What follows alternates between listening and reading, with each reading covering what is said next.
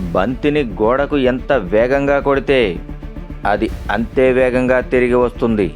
అలాగే నువ్వు ఏ చోటైతే అవమానపడ్డావో అదే చోట రెడ్ కార్పెట్ పరిచి ఘనస్వాగతం పలికేలా చేసుకోవాలి.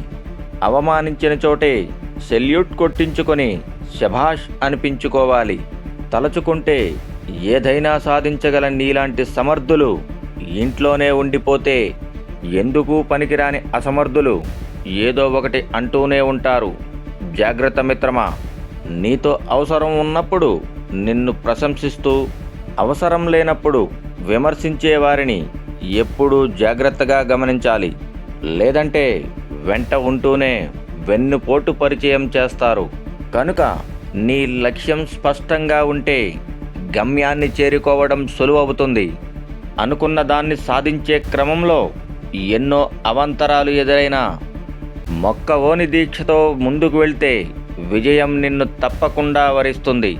దానికి అనుగుణంగా నిన్ను నువ్వు మలుచుకుంటే ఉత్తుంగ తరంగంలా దూసుకెళ్ళి విజయాన్ని ఒడిసిపట్టవచ్చు. నీ పనైపోయిందన్న వారికి గట్టి సమాధానం చెప్పేలా నీ లక్ష్యం దిశగా అడుగులు వేసి కుంభస్థలాన్ని కొట్టాలి. అది వీరుడి లక్షణం.